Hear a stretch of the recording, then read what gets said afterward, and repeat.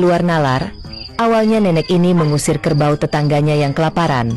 Tiba-tiba kerbaunya malah menyerang nenek tersebut. अरे guys बाल सेंतरा बालिया बुढ़ी मु जाऊँ मो रास्तार मत देखिए हुस हुस कहे बाल देची कुटी एकात्र पानिया घर भांगी जाऊ ठिया पारे बोधे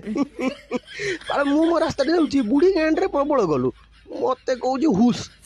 कुटिक एकात्र गांडर गलु मरी दीजे एकात्र आउ हुस कहबनी आउ थोड़ा हुस कह कुटिकी ता बेहुस करदेमी बाल डर भई नहीं मु सड़ा गोटे बुला षंढ मो पाखरे अच्छे 12 हाथर छाड़ मो पाखरे अच्छे नाली कलम सेटा पुणी पेट तले नाली कलम जो चलैबी हुस कहबुनि पूरा बेहुस हो बाल बुढ़ी बिनिक आज छाड़देनी आज खाली कुटी देची नेक्स्ट टाइम जब हुस हुस करू जाचु तो सिंघरे कुटिकी तो गांडी फटेदेवी हगी भी पारिबुनि पला पला जदि बंचार अच्छे तो पला नले